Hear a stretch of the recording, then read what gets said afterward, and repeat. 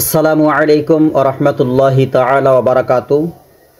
সম্মানিত ভিউয়ার্স, আল্লাহর অশেষ রহমতে আমি ভালো আছি।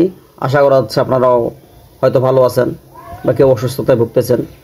তো সর্ব অবস্থায় আমাদের শুকরিয়া আদায় করতে হবে মহান আল্লাহ পাক রব্বুল আলামিনের। আলহামদুলিল্লাহ। তো আজকে আমি যে একটু টপিকস নিয়ে আলোচনা করব সেটা হচ্ছে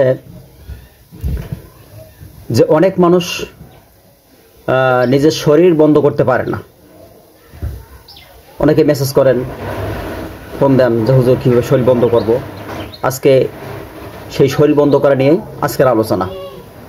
তো সম্মানিত দর্শক মণ্ডলী, বিশেষ করে আমি কোরআনকে আগে প্রাধান্য দেই, তারপর হাদিসকে প্রাধান্য দিই।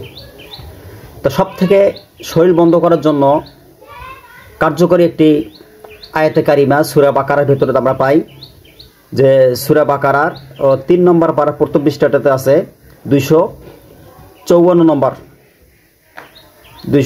নম্বর যে আয়াতে কারিমা। এই আয়াতে কারিমা দিয়ে কিন্তু সাধারণত আমি শরীর বন্ধ করে থাকি এবং আমি পরামর্শ দিই। তো সেই আয়াতটা একটু পড়ি, সেটা হচ্ছে আয়াতুল কুরসি। এটা অনেক ফজিলত, যে আমরা জানি যে প্রত্যেকটা নামাজের পরে, 5 ওয়াক্ত নামাজের পরেই আয়াতুল কুরসি পাঠ করে রাসূল সাল্লাল্লাহু আলাইহি ওয়াসাল্লাম বলেছেন যে সিনে ফুঁক দিতে। আর এর ফজিলত তো মোটামুটি ভালো সবাই জানি আমরা। যে ব্যক্তি নিয়মিত 5 ওয়াক্ত নামাজের পরে আয়াতুল কুরসি পাঠ করবে, আল্লাহ পাক রব্বুল আলামিন তার মৃত্যু ব্যতীত, মানে জান্নাত যাওয়া তার দেরি, মৃত্যুটা শুধু, অর্থাৎ মৃত্যুর পরে সে সাথে সাথেই জান্নাত যাইতে পারবে। সুবহানাল্লাহ। আয়াতুল কুরসির এত ফজিলত। তো যাক, আয়াতুল কুরসিটা আমি একটু তেলাওয়াত করতেছি। যারা শরীর বন্ধ করতে চান বা যাদেরকে ভয় লাগে বা ভয়ের মতো কিছু স্থান আছে যেখানে গেলে ভয় লাগে, শরীর বন্ধ করা দরকার, বা রাতে কবরস্থানে, শ্মশানে বা কোনো দিকে যেতে হলে কিন্তু শরীর বন্ধ করতে হয়। এক স্থান থেকে আরেক স্থান, বিশেষ করে জিন শয়তানরা তারা রাতের বেলা কিন্তু বের হয়।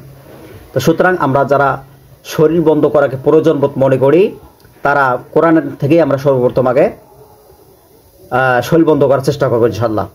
তা আয়াতুল কুরসিটা হচ্ছে আল্লাহু লা ইলাহা ইল্লাহু আল হাইয়ুল কাইয়্যুম লা তাখুযুহু সিনাতুন ওয়ালা নাওম লাহু মা ফিস সামাওয়াতি ওয়া মা ফিল আরদ মান যাল্লাযী ইয়াশফা'ু 'ইনদাহু ইল্লা বিইযনিহি ইয়া'লামু মা বাইনা আইদিহিম ওয়া মা খালফাহুম ওয়া লা ইউহীতুনা বিশাইইন মিন ইলমিহি ইল্লা বিমা শা'a ওয়াসি'a কুরসিয়্যুহুস সামাওয়াতি ওয়াল আরদ ওয়া লা ইয়াউদুহু হিফযুহুমা ওয়া হুয়াল আলিয়্যুল আযীম।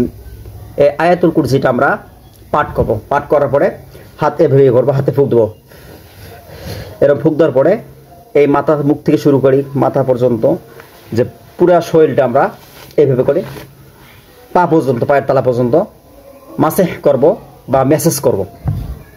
এর ফলে ইনশাল্লাহ আপনার শরীর বন্ধ হয়ে যাবে এবং জিন, ভূত, পেত্তারি আমরা যেটাকে বলি আর কি, এগুলো আপনার শরীরে আর আসতে পারবে না বা ধরতে পারবে না। হ্যাঁ, এটা হচ্ছে অনেকের কাছে মুখস্থ করা খুব কঠিন, বড় হয়ে যায়, বা হুজুর এতটা আয়াত পড়তে তো অনেক সময় লাগবে। উপস্থিত ধরেন হঠাৎ করে এখানে আপনি কোনো জায়গায় বের হচ্ছেন, আপনার সামনে এখানে অদৃশ্য কোনো একটা মানুষ দাঁড়িয়ে আছে, অর্থাৎ মাটি থেকে আসমান পর্যন্ত। এই মুহূর্তে আপনার শরীর বন্ধ করবেন কিভাবে? হ্যাঁ, সেটার জন্য আরেকটি তদবির আমি পরে থাকি এবং নিজেও আমি এটা করি। কখনো হঠাৎ করে কোনো জায়গায় মনে একটু সন্দেহ মনে হচ্ছে, যে ভয় লাগাচ্ছে, আয়াতুল কুরসি পড়তে একটু সময় লাগে, তার থেকেও ছোট্ট একটি তদবির আছে, দোয়া কালাম আছে। এটা পড়লে আরও তাড়াতাড়ি আমরা শরীরটা বন্ধ করতে পারবো এবং এটা মুখস্থ করা খুব সহজ। তো সেটা হচ্ছে আউযু বিকালিমাতিল্লাহি তাম্মাতি মিন শাররি মা খলাক। আউযু বিকালিমাতিল্লাহি তাম্মাতি মিন শাররি মা খলাক। এটা দিয়েও আপনি আপনার শরীরকে বন্ধ করতে পারবেন। সুতরাং শরীর বন্ধ করা এটা খুবই একটি গুরুত্বপূর্ণ বিষয়। কারণ যখনই আপনি কোনো ধরনের ভয়ঙ্কর স্থানে যাবেন তখন অবশ্যই আপনাকে শরীর বন্ধ করতে হবে। অথবা বাজার থেকে আপনি বড় ধরনের মাছ আনতেছেন বা মাংস আনতেছেন বা ভাজা পোড়া জাতীয় কোনো কিছু জিনিস যেমন জিলাপি, মিষ্টি, এগুলোতে কিন্তু তাদের নজর থাকে। তা যখন আপনি এগুলো নিয়ে আসতেছেন কিন্তু তাদেরকে কোনো দিলেন না। আমরা অনেকেই জানি যে আমাদের আগে যে দাদিরা, নানিরা তারা তেল পিঠা ভাজত। তা তেল পিঠা ভাজার পরে প্রথমে যে একটা ছোট্ট করে বানায়, এই টাইপে আবার কী করে ওরা উপরে দেয়, ছাদের উপরে দেয় বা একটা নির্জন জায়গায় নিক্ষেপ করে দেয়। তা আমি জিজ্ঞাসা করছিলাম যে বা নানি এটা কি কেন করা হয় এটা? তখন তারা বললো যে এটা হচ্ছে জিনদের হক। কেন? বলে তারা যদি তাদেরকে দেওয়া না হয় তাহলে তারা কি করে, আমাদের প্রতি অনেক ক্ষতি করে। না, এটা বাস্তব কথা, কিন্তু যদিও এটা আমরা অনেক কুসংস্কার মনে করি, কিন্তু এটা বাস্তব। কারণ জিনরা, আপনি যে মিষ্টি, তারপর জিলাপি, ভাজা পোড়া জাতীয় জিনিস, এগুলো যখন আপনি নিয়ে আসবেন তখন ওদের একটা কি, ওরা যদি আশপাশে থাকে আপনার ওটার উপর তাদের একটা লোভ হয়। আর আপনি যে ওই জিনিসটা তাদেরকে না দেন তাহলে সে আপনার পিছু নিল। আমি এরকমও অনেক রুগী পেয়েছি যারা ওই কারণে, এই কিছুদিন আগে একটা রুগী ট্রিটমেন্ট করলাম, সেটা হচ্ছে সে ঝালমুড়ি খাইছে, ঝালমুড়ি তাক দেয়নি কেন, তার জিন যে তার পাশে ছিল তাকে ঝালমুড়ি দেয়নি কেন, এই কারণে তাকে কিন্তু আক্রমণ করছে, ভর করছিল আর কি।